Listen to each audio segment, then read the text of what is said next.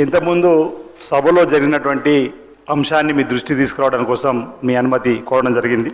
Panel speaker గారు సభ నడుపుతున్న సందర్భంలో వారు బీఆర్ఎస్ ఎమ్మెల్యే పల్లా రాజేశ్వర గారికి మాట్లాడే అవకాశం ఇచ్చారు. అధ్యక్ష, వారు ఉద్దేశపూర్వకంగా సభను తప్పుదోబట్టే విధంగా ప్రజలకు తప్పుడు సమాచారం ఇచ్చేటువంటి డ్రామా చేసిన సందర్భంగా, వాదన చేసిన సందర్భంగా పదే పదే సబ్జెక్టు మాట్లాడమని చెప్పిన ప్యానల్ స్పీకర్ చెప్పినప్పుడు కూడా సభలో తమ నిరసనను లేదా ఇతర చెప్పే అవకాశం ఉన్నప్పుడు కూడా ఆ సమయంలో కేటీఆర్ అధ్యక్ష, నేను ఈ సందర్భం కూడా అడుగుతున్నా, సభలో ఫ్లోర్ లీడర్ కానీ ప్రతిపక్ష నాయకుడు కానీ మంత్రులు కానీ లేస్తే మీరు అవకాశం ఇస్తారు అధ్యక్ష. పదే పదే చైర్ పైన ఒత్తిడి చేసి వారు మాట్లాడే అవకాశం తీసుకున్న తర్వాత సభను గందరగోళానికి దారితీసినటువంటి సందర్భంలో సభలో తమ నిరసన తెలిపే అవకాశం ఉన్నప్పటికీ కావాలని లాబీలోకి వెళ్ళి షో చేసిరు అధ్యక్ష. లాబీలోకి వెళ్ళి మీ ఇప్పుడు ఇట్లా మాట్లాడుతున్న వస్తారని చెప్పని అనుకున్నాం అధ్యక్ష. సభలో నిరసన తెలిపే అవకాశం ఉన్నప్పటికీ కావాలనే లాబీలోకి వెళ్ళి షో చేసిరు అధ్యక్ష. సభ నడుస్తున్నప్పుడు అధ్యక్ష స్పీకర్ గారి అనుమతి, స్పీకర్ గారి ఆర్డర్ ఉంది అధ్యక్ష. సభ నడుస్తున్నప్పుడు లాబీల్లో ఫోటోలు వీడియోలు తీయడం నిషేధం అధ్యక్ష. అయినా బీఆర్ఎస్ ఎమ్మెల్యేలు వాళ్ళ స్టాఫ్ లాబీలో ఎమ్మెల్యే ఎంట్రీ పాయింట్ దగ్గర ఫోటోలు వీడియోలు తీసారు అధ్యక్ష.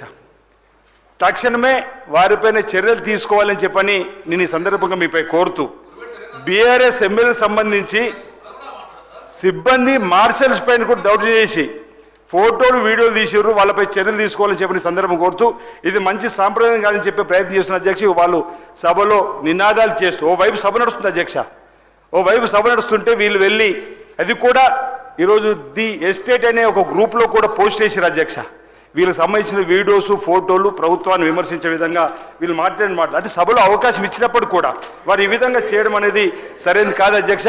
ఒక అంశాన్ని నేను ఈ సందర్భంగా చెప్తున్నా అధ్యక్ష, పదే పదే చైర్ను ఒత్తిడి చేయడము ముఖ్యమంత్రి గారికి లెక్కలేదు. ఈరోజు ఉప ముఖ్యమంత్రి గారి పైన కూడా వ్యక్తిగతంగా వారిని ఇబ్బంది పెట్టే విధంగా మాట్లాడిన మాటలు ఈరోజు మీరు అంటే అధ్యక్ష, గత 10 ఏళ్లలో వీళ్ళు కమిషన్ గురించి మాట్లాడుతారు అధ్యక్ష. కమిషన్ కే కాళేశ్వరం, కమిషన్ కే కాకతీయ, కమిషన్ కే కరెంటు కొనుగోలు అధ్యక్ష. మాకు అంటే 10 ఏళ్ళు వీళ్ళు అప్పుడు చూసే కదా పక్కన పెట్టారు అధ్యక్ష. ఇక ఇక ఇక అధ్యక్ష, ధరణి ద్వారా ల్యాండ్ మాఫియా, ఈ కార్ రేసింగ్ లో ఈ అవినీతి అక్రమాలు, ల్యాండ్ మాఫియా, అంతే కదా అధ్యక్ష. ఈరోజు గొర్రెలు బర్రెలు చేపల కమిషన్ అధ్యక్ష. ఇక్కడ ఒకటి మీ ద్వారా అడుగుతున్నా అధ్యక్ష, కాగు చెప్పింది అధ్యక్ష, నీ అధ్యక్షులండి.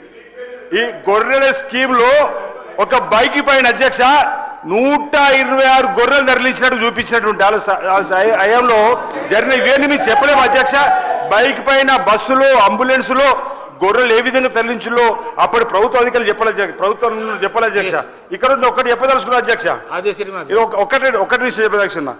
ఒక ఐడియా అధ్యక్ష, ఒక ఐడియా జీవితాన్ని మారుతుందని చెప్పను. అలాంటిది లిక్కర్ ఐడియా అధ్యక్ష ఢిల్లీలో ప్రభుత్వం మారిపోయింది అధ్యక్ష. వీళ్ళ అధ్యక్ష మా గురించి మాట్లాడేది, మా సీఎం గారి గురించి, మా డిప్యూటీ సీఎం గురించి స్పీకర్ చేయడం లెక్క లేకుండా ఈరోజు అవినీతి అక్రమాలు చేసింది మీరు, అందుకే మిమ్మల్ని అక్కడ కూర్చుని పెట్టారు తెలంగాణ ప్రజలు. మీ ఒక్క ఐడియా లిక్కర్ వల్ల ఢిల్లీలో ప్రభుత్వం పోయింది అధ్యక్ష. వీళ్ళ ఈరోజు మాట్లాడదని చెప్పంటున్నా. ఈరోజు ఈ విధానం సరైనది కాదు. ఈరోజు ఈ సభలో గొడవ కారణం వారే అధ్యక్ష. వారు పల్లా రాజేశ్వరుడు మాట్లాడేటప్పుడు అనవసరంగా మైక్ తీసుకొని ఈ ప్రభుత్వం పైన ఆడిపోసుకుని మాట్లాడింది వారు. మా డిప్యూటీ సీఎం గారు అప్పుడు ప్రతిపక్ష నాయకుడు ఉంటే ఓడవలేరు, ఈ రోజు ఉప ముఖ్యమంత్రిగా ఉంటే కూడా వారి పైన వారిని వ్యక్తిగతంగా ఇమేజ్ దెబ్బతీసే విధంగా మాట్లాడి ఎంతవరకు సభ అధ్యక్ష. వారు ఒళ్ళు దగ్గర పెట్టుకొని మాట్లాడాలని చెప్పంటే వాళ్ళు అంటారు ఒళ్ళు పరిచి మాట్లాడిన మమ్మల్ని అంటారు. ఎక్కడ అట్లా ఆ విధంగా ఎందుకు మీద వేసుకున్నారు అధ్యక్ష? ఎందుకు క్షోభపడి ఎప్పుడైనా చెప్పిన కోరిన అధ్యక్ష. అప్పుడు సాంబశివరావు గారు